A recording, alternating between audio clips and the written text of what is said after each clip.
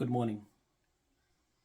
Happy first Sunday of March. I hope you're doing well as we go into this new month. I think I'm back again speaking about, and I know we will talk about this until we will get tired about it. I'll keep speaking about it. Hata kama watu watasema nini, I've been all along passionate about development and progressive growth of every society. And in this aspect, we are back again speaking about still the tragedies that we are facing in Kerio Valley. So yesterday, and I'm sure most of you have been following. I mean, if you're not sure, there was a killing yesterday in Marakwet East. In fact, close to where we have deployed security forces that are taking care of the situation right now. And I want to, in a very honest way, I want to congratulate Kindiki for starting this is at least the beginning, the disarmament process. But there is a lot of things that I keep on asking myself, why now that this is still happening? And while I know security is not something that doesn't happen overnight, it is a process. It takes a lot of hard work. It takes a lot of persistence. And that is why, even for some of us, from the individual perspective, I'm just an outsider. I'm not in government. I'm just an interested son from the area who really wishes that security comes so that at least for once we can see development. I feel so disturbed every day when I see that someone has lost life. Like the case of yesterday, and I know Father Tula, you are in the area, and you guys, we communicate with you, a lot of friends that are from the area. I feel terrible that this can happen still even right in front of the security, which brings the question, we still love and we want to see our President William Ruto to solve this thing once and for all. And let me tell you something. I think we as a Marakwet community, I want to repeat that, we as a Marakwet community, if insecurity will not be solved during the era of William Ruto, I don't think there will be any other president that will solve it. Let's just be real. Yes, you are 7 months into the administration. If insecurity will not be solved by our President William Ruto, I really doubt if we will ever solve it again. Because this is the closeness of power that we have come to.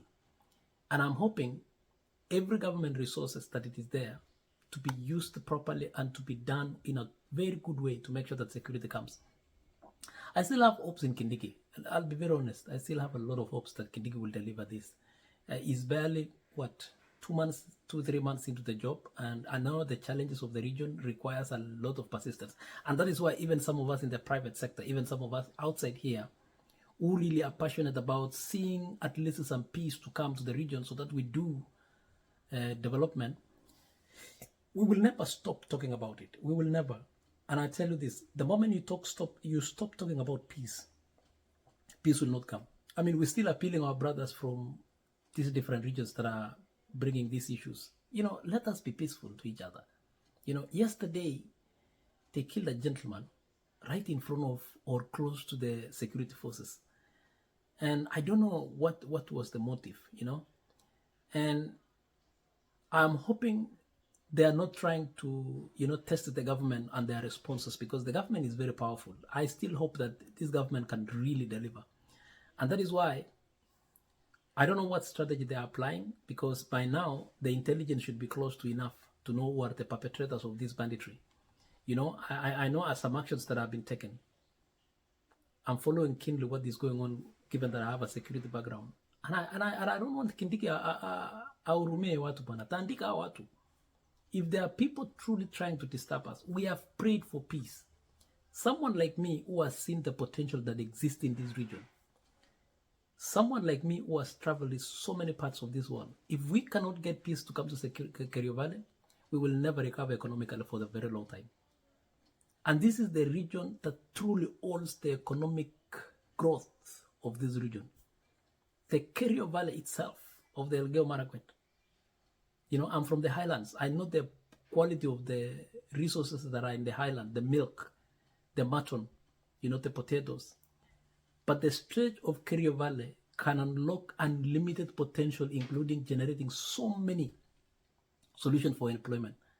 I'm saying so because we have never exploited even 1% of the issues that we face in Kerio Valley. We have never even exploited 1% of our possibilities in Kerio Valley. And that is why, there is something I want to do today here. And I know some of our leaders will read this. I want to encourage you to come together and be strong in this. We supported you. All of us supported this Kenya Kwanza government. You are in the government. Do not tell us we are expecting the government. Do not tell us serikali ifanye hivi. Do not hand it back to us telling us wananchi wajishughulikie wenyewe. This is our government. This is the government that some of us fought to get in. This is the government yenye sisi tulishughulikia wapate wanachama. This is the government I campaigned for. This is the government I helped register members. This is our government. And this is the government that we really want security. And I hope they will deliver. I hope, and I truly hope they will deliver in security. If there is one thing that the community is asking for, it is security. If there is one item that they are praying for this year, 2023, it is peace and security in Kerio Valley. The rest will follow. There is no place in this world that will develop without peace and security. I'm just telling you for a fact. Even multinational companies, the first thing that they will always do, the first thing that they will always check is the availability of security and peace. Once that is there, then we can now think about other infrastructural issues, the roads, electricity, water, communication systems, so that development can come in. How do we expect to build and develop this Kerio Valley if we cannot bring peace? Here is my appeal to our leaders today.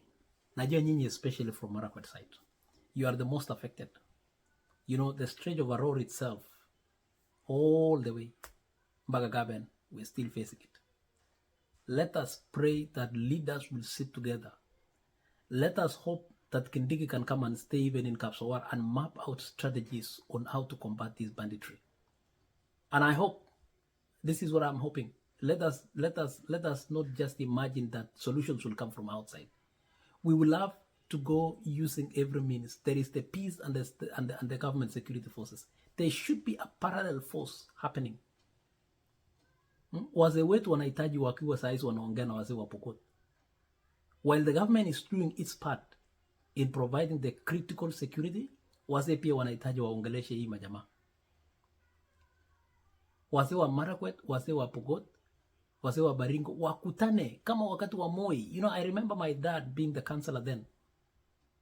Those are the times he was going away from home for these security meetings in Kibnai. He was a councillor and he was able to. Where are our MCAs? Where are the MCAs of Baringo? Where are the MCAs of Tiati? Why have you not guys met? Where are the MCAs of West Pokot? Where are our leaders? I know there is pointing fingers, but then sit down. There is nothing that will happen unless you guys sit down and discuss. How can we end and permanently end this insecurity? And that is why I will keep on talking about mimi sitachoka kuongelea mambo ya insecurity. I promise you, mimi sitachoka na nitaongelea kwa sababu I know the only opportunity to unlock our region, the only opportunity to generate wealth for this country and to help Kenya progress is having a very, very, very robust peace in Kerio Valley. Peace in Kerio Valley will mean peace in Mosob. Peace in Mosob will say peace in Kerio Valley. Progress in Kerio Valley will mean that somebody from the highlands can go and sell items in the Kerio Valley. In other words, we are interdependent on each other. The upper sides inatoa maji. Hiyo maji ndito tutumia kwa irrigation kwa hizo mashamba zote huko Kerio Valley ukiangalia that stretch. And that is why it is critically important that we think as a community. And that is why I'm praying that our leaders sit down. Tuache story mingi. Some of us who have worked in the security sector understand what it takes to bring peace. I've been in the trenches and I understand. I understand what it takes to bring peace. I understand what it takes to fight in the battle. I've been in the front lines. I know what it means to fight. And we need our leaders to fight.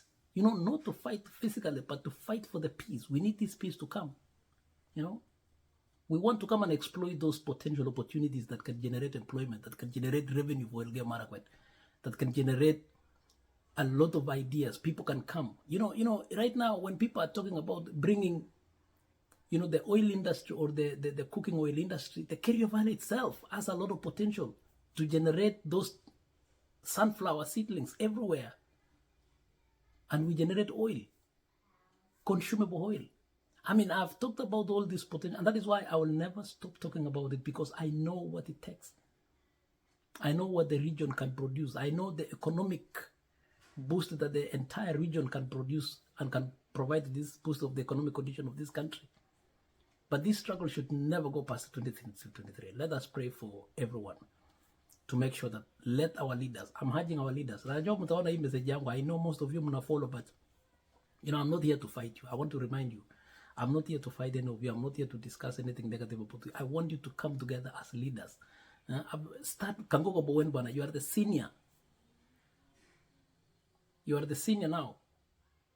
Other Mheshimiwa Senator Kisagi, you are the senior. Coach the young fellas. We need this to solve this once and for all. This is a genuine appeal. And I tell you that every interested Marakwet in the diaspora wants to see peace. All of us in the diaspora, whether it's the diaspora of Kenya, Eldoret, Nairobi, Australia, UK, America, Canada, all of us wants to see a lasting solution once and for all. And this is the year, because this is our government. Nyinyi, you are the representative of us. We are in government. There is no any other government closer to this. I promise you, there is no any other serious government closer to this that we hope that can fix this insecurity once for all. So I want to encourage people to talk about it. Let us not be silent, and let us not be complacent about it. Let us not be,